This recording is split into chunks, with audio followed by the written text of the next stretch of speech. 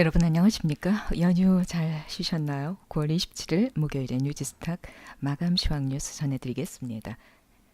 오늘 좀 다행스럽다 하는 생각이 드는데 여러분도 마찬가지 아니실까 여겨집니다. 사실 연휴 끝 마무리에 연준이 금리 인상을 해서 오늘 우리 시장에 상당한 파장이 있는 것이 아닌가 이렇게 생각들 하셨을 텐데 외국인 매수세가 들어오면서 양호하게 진행이 됐습니다. 오늘 코스피 지수 16.26포인트 오른 2355.43, 코스닥 지수는 5.17포인트 오른 833.01, 원달러 환율은 3.5원 내린 1113원으로 마감했습니다. 환율도 비교적 안정적인 모습을 보였습니다.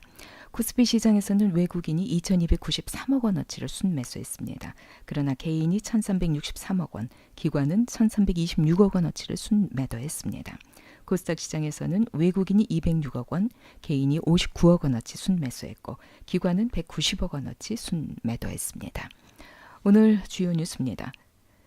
블룸버그 통신에 따르면 트럼프 대통령 연준이 기준금리를 종전보다 0.25%포인트 인상하기로 결정하고 나서 기자회견에서 이런 얘기를 했습니다. 불행하게도 연준은 우리가 매우 잘하고 있기 때문에 금리를 조금 올렸다면서 나는 이에 대해 전혀 기쁘지가 않다고 말했습니다. 연준이 기준금리를 종전보다 0.25%포인트 올리고 올해와 내년 경제 전망을 상향 조정했죠. 하지만 그러면서 이 연준은 3년 뒤인 2021년에는 금리를 인하해야 할 것이다. 이런 전망도 내놨습니다. 연준이 발표한 경제 전망치에서 2021년에는 미국의 성장률이 1.8%로 둔화될 것으로 예상하고 있습니다. 올해 성장률 전망치는 3.1%고 이번에 발표된 점도표에서 2020년 말 금리 전망치는 3.4%로 지금부터 추가로 5차례 더 금리 인상을 예고하고 있습니다. 트럼프 미국 대통령이 유엔 총회에 참석해 중국이 미국의 중간선거에 개입하려는 시도를 발견했다면서 시진핑 중국 국가주석과 더 이상 친구가 아닐지도 모르겠다 이런 언급을 했습니다. 파이낸셜 타임스 스톡 익스체인지 러셀이 내년 6월부터 지수의 중국 A주 5.5%를 편입하기로 확정했고 중국이 11월부터 수입품 관세를 인하한다는 소식까지 전해졌지만 중국 증시는 상승하지 못했습니다. 서울시가 2022년까지 전기차 8만 대 보급을 목표로 친환경차 확산에 박차를 가합니다. 서울시는 2018년 추경 예산 확정에 따라서 179억 원을 투입해 민간에게 친환경차 1,740대를 추가로 보급한다고 밝혔습니다. 관심 종목은 파워로직스, 삼성 SDI, 일진머티리얼스, 포스코 캠텍, 코스모 신소재 등입니다. 삼성전자 또 파웨이가 올 4분기에 폴더블 스마트폰을 공개할 것으로 예상되고 있습니다. 두 회사 모두 제품 개발은 완료한 상황이지만 제품의 완성도와 시장 반응 등 주요 변수를 감안해 출시 일정을 놓고 고심하고 있습니다. 업계에 따르면 삼성전자와 파웨이는 이르면 오는 10월이나 11월쯤 첫 폴더블 스마트폰을 공개할 것으로 보입니다.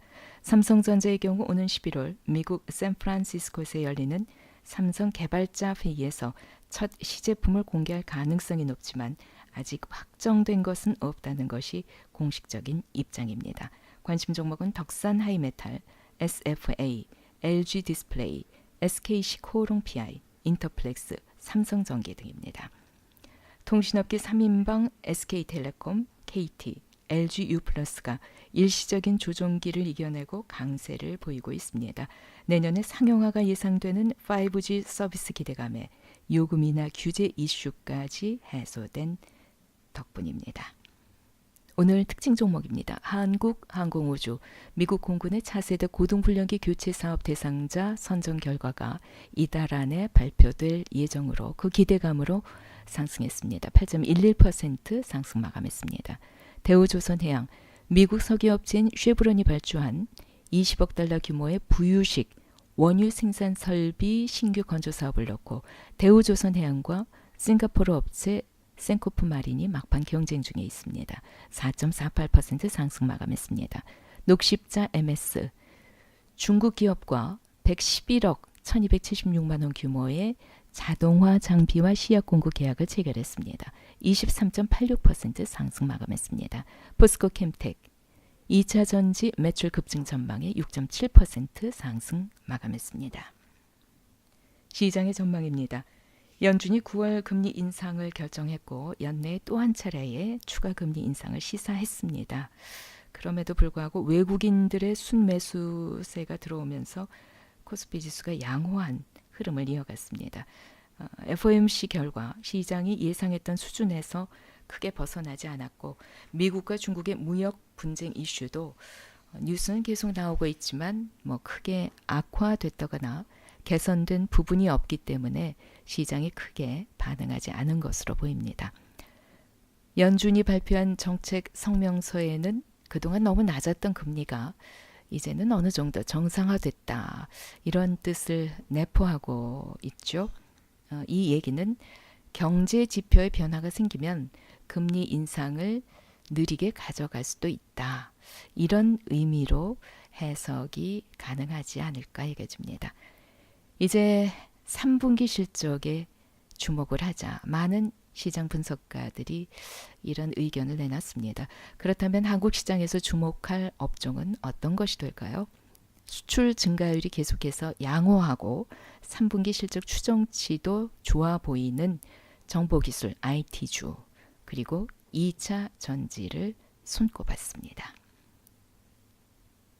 9월 27일 목요일에 뉴스스탁 마감 시황 뉴스였습니다.